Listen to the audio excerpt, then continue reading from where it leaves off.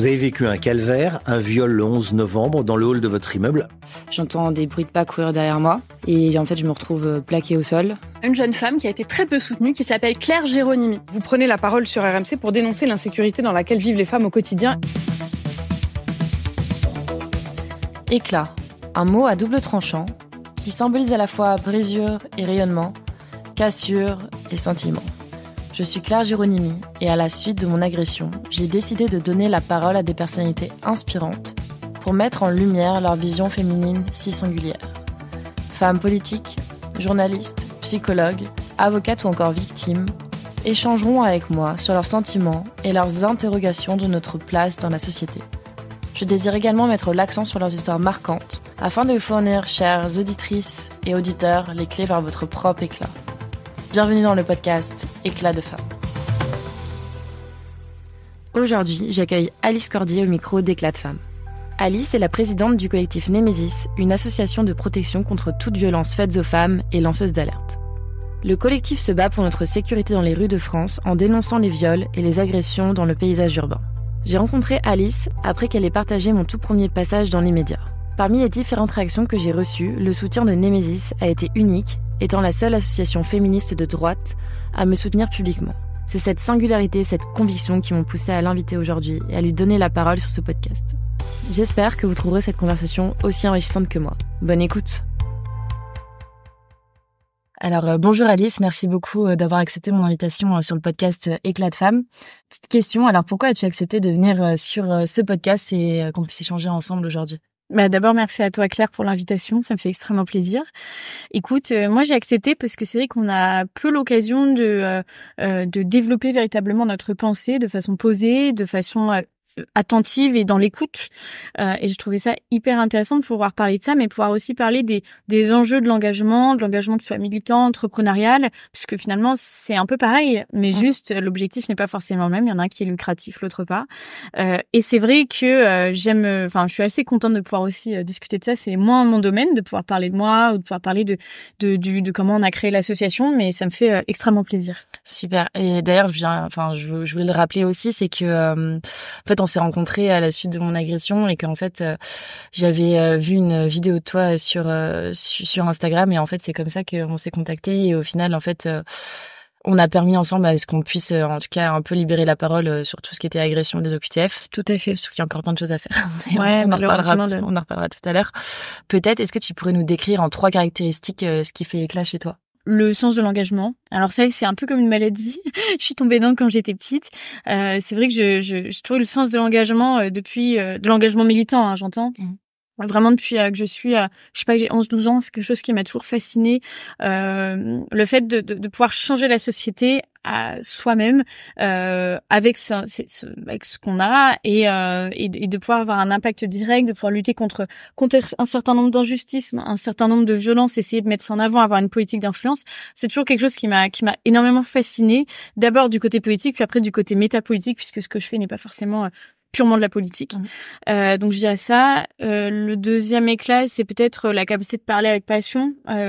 J'ai toujours aimé exprimer dans le cadre d'un débat, dans le cadre d'une discussion, ce que je ressentais et un certain nombre de choses avec le cœur, parce que moi je sors pas d'une grande école, tu vois. Moi je viens pas du social, j'ai pas fait une école de politique, je viens pas de Sciences Po. Enfin, j'ai vraiment pas fait ça. En revanche, je sais que je parle vraiment avec mes tripes et quand je le fais, c'est réel.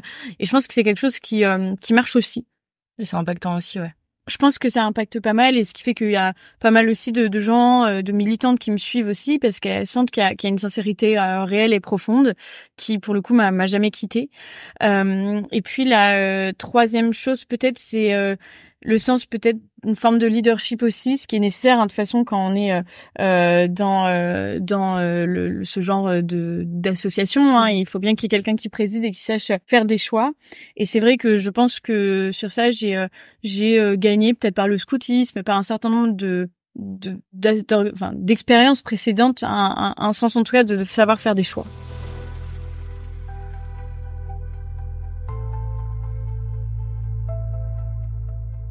Pourquoi est-ce que tu as créé justement ton association et quel a été vraiment l'élément déclencheur qui t'a motivé à t'engager, pas forcément politiquement, mais en tout cas dans ton asso et pour le droit des femmes? Bah, je te dis, moi, j'ai toujours été donc férue d'actu, de la question de l'engagement. Enfin, c'est toujours des thèmes, mes convictions, j'ai toujours voulu les défendre.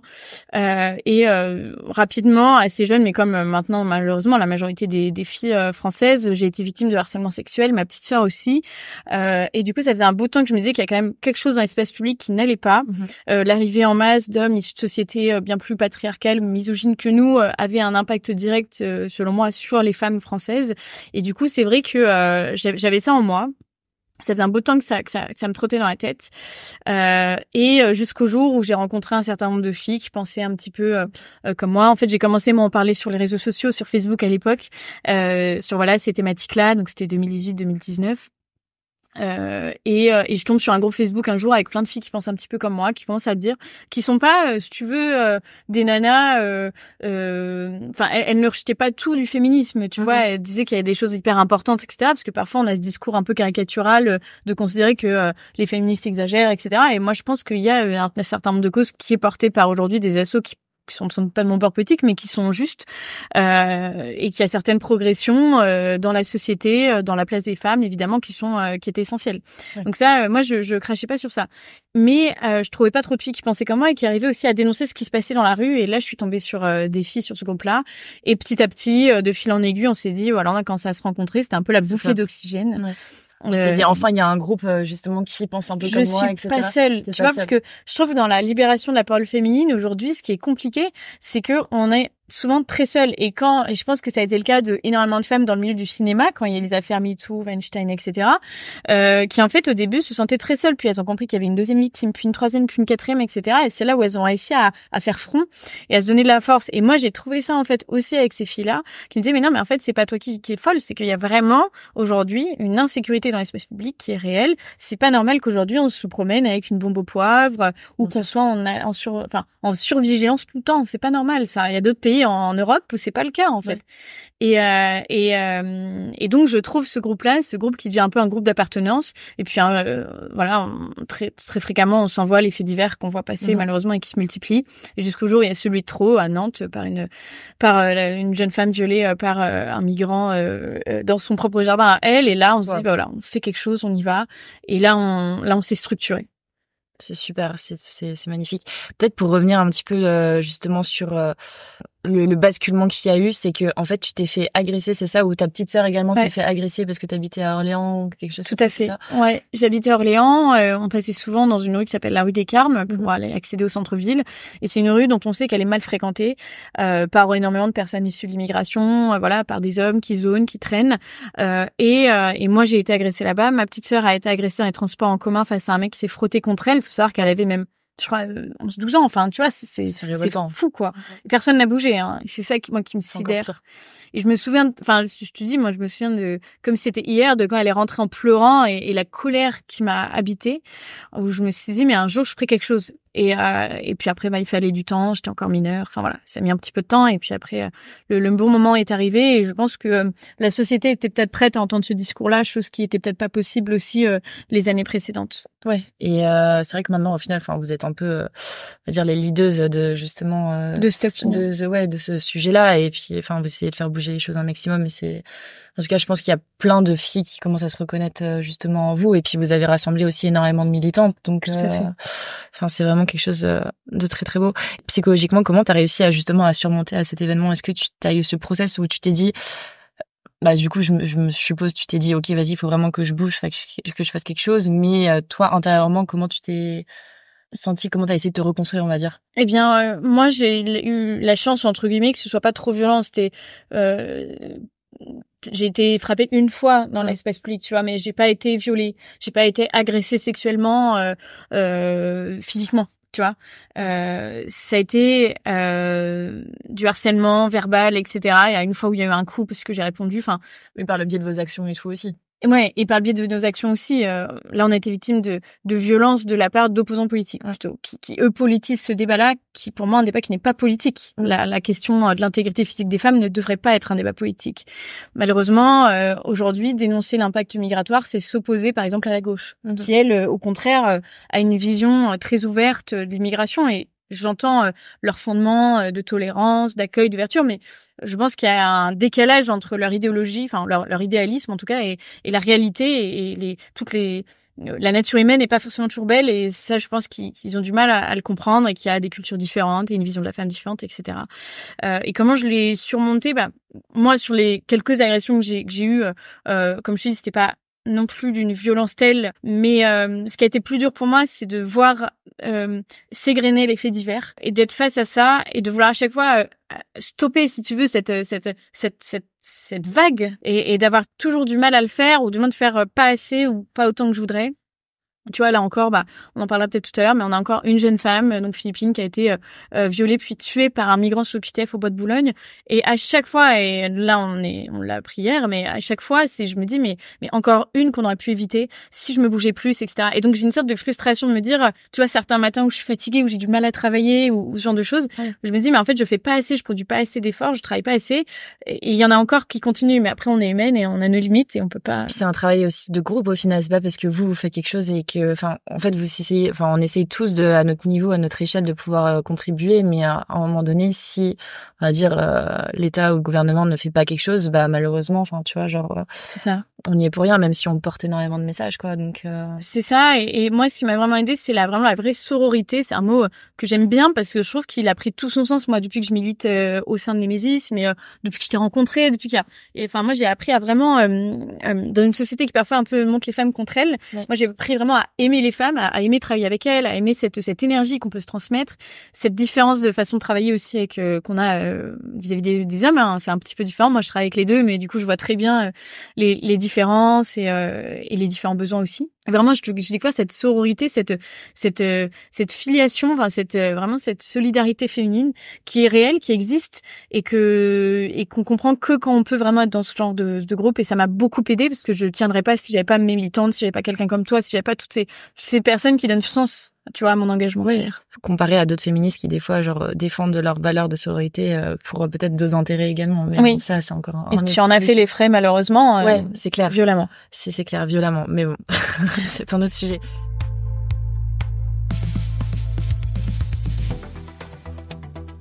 On pourrait parler un petit peu de ta vision, de tes convictions. Comment est-ce que tu décrirais en tout cas la situation actuelle de la femme dans la société aujourd'hui ? Je pense qu'aujourd'hui, on se rend bien compte avec les différentes les viols de Mazan, avec ce genre de choses, qu'il y a encore énormément de violence qui existe dans notre pays. On est dans un pays qui progresse à ce niveau-là, hein, sur la place de la femme, sur le comportement masculin, sur l'éducation, sur ce genre de choses. Mais ce que je comprends pas, c'est que derrière, on n'a aucun scrupule, tu vois, à faire venir des hommes qui, pour le coup, ont une vision de la femme aux antipodes de la nôtre, sans que ça pose aucun souci. Et je pense que les véritables enjeux à venir, ça va être ça. Ça va être aujourd'hui comment les femmes vont réussir à être en sécurité sur leur propre territoire, dans un territoire censé être un territoire de progrès, quoi, de droits de l'homme.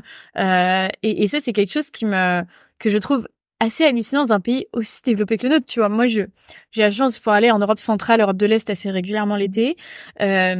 Et là-bas, c'est des pays qui sont bien moins développés que nous, c'est des pays qui sont bien moins riches que nous, c'est des pays qui ont vraiment même une vision des droits humains qui sont pas les mêmes que nous, tu vois.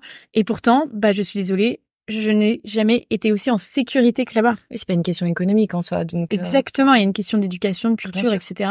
Et je pense vraiment que les futurs enjeux de l'Europe de l'Ouest, de l'Europe occidentale, ça va être vraiment ça. Ça va être de se dire, on a des nouvelles formes de violence, comment on va réussir à les régler, à les résorber, et surtout à qu'elles n'augmentent pas et qu'elles diminuent, tu vois.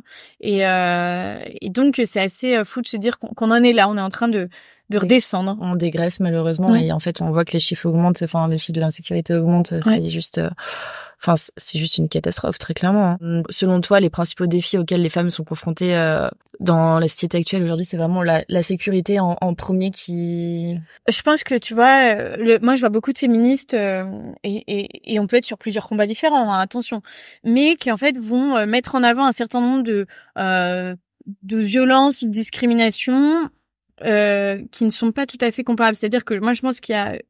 je prends un peu l'exemple de la pyramide de Maslow, il y a des besoins vitaux. Et après, il y a d'autres besoins, tu vois, après ça régresse. Il y a d'autres besoins moins vitaux.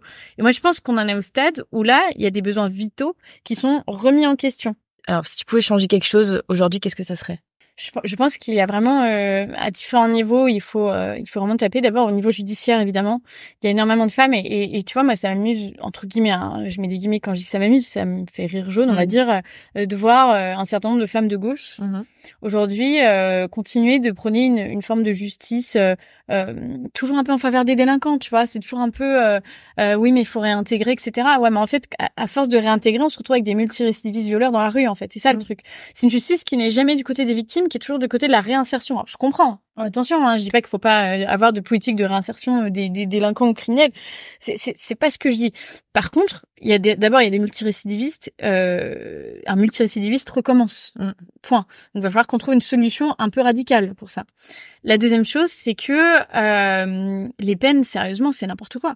On se retrouve avec des mecs par des remises de peine qui se retrouvent dehors au bout de 5 ans. Mais même, il y a encore, s'ils ont été mineurs, ils prennent même pas 7 ans pour un viol. Ils ressortent mineurs, ça peut être à 17 ans et 6 mois, quoi, tu vois, enfin, à peine même pas majeur, mais pas loin.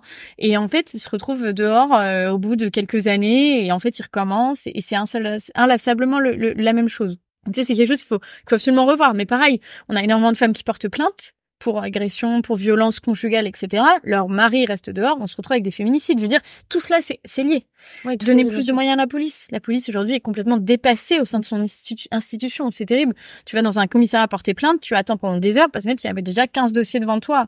Et en fait, ils sont tellement traités, genre, au bout de 5-6 mois, etc. Et des fois, ils sont même pas traités, en fait. C'est ça. Moi, j'ai eu des retours de victimes comme quoi la police lui disait, vous avez de la chance que, en fait, votre dossier soit traité parce que, votre dossier m'a un peu attiré là et comme si c'était un CV, en fait, qu'on passait et au final, ah bah tiens, le meilleur CV qui ressort, etc. Alors que non, ça devrait pas être comme ça, malheureusement. Non, malheureusement, mais c'est quand même le cas et donc il y a quelque chose à revoir à ce niveau-là, la prise en charge des victimes, et c'est toi qui connais ce sujet mieux que moi, qui doit être complètement fluidifié, mettre en place beaucoup plus de professionnels de la santé à disposition des victimes. Moi, je me suis retrouvée là aussi, alors je t'en ai envoyé des victimes qui se retrouvent avec à devoir poser leur jour de vacances parce qu'en fait leur médecin traitant ne leur a pas mis d'arrêt après un viol. Enfin, je veux dire, on est où, quoi? Enfin, c'est n'importe quoi. Il y a la prise en charge aussi administrative, notamment des personnes qui sont des étrangers violeurs. Je dis pas que ça représente tous les viols et toutes les agressions sexuelles en France, mais ça représente quand même une bonne part. Et ben, il y a des expulsions qui peuvent être faites. Pourquoi est-ce qu'aujourd'hui on a des OQTF qui peuvent rester sur le territoire? Pourquoi aujourd'hui, et moi je suis vraiment contre ça, on a des personnes qui sont sous OQTF, qui ont commis des crimes et des délits, et elles peuvent quand même bénéficier de l'aide d'associations pour leur aider à faire des recours pour faire sauter leur OQTF. Moi, je trouve ça quand même dingue. Quand t'as commis un crime et un délit, tu ne devrais pas avoir cette possibilité-là. Bien sûr. Que les gens aient des droits, c'est normal. Mais quand t'as commis des crimes et des délits, il n'y a pas de possibilité de recours possible. C'est OQTF.bar, retour à l'envoyeur. Et ça, je trouve ça fou que ce soit pas possible aujourd'hui, quoi. Donc, on a des mecs qui restent là pendant des années, des mois, dont on sait qu'ils ont commis un certain nombre de sévices et qui pourtant ne sont pas renvoyés dans leur pays. On a des pays qui ne veulent pas les recevoir. L'Algérie, je pense, par exemple. Pour un tas d'accords qui sont totalement obsolètes. En plus, on va dire, la guerre d'Alger, c'est fini depuis longtemps, quoi. Et je pense qu'il faudra vraiment revoir à ce niveau-là énormément de choses, ouais, dans tous ces domaines-là.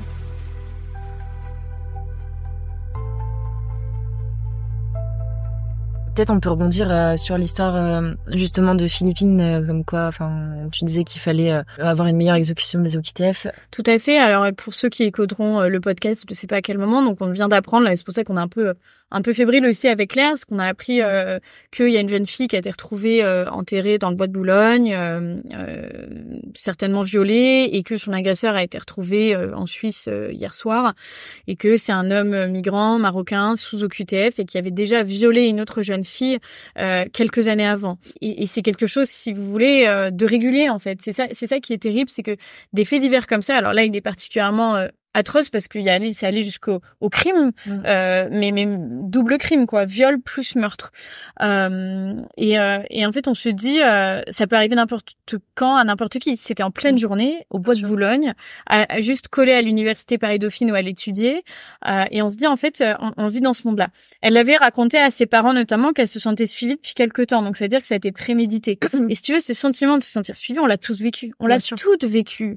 Et en fait on se dit à chaque fois, moi j'ai vraiment cette sensation de me dire, parfois, en fait, ça se trouve, on frôle le drame, on le sait pas.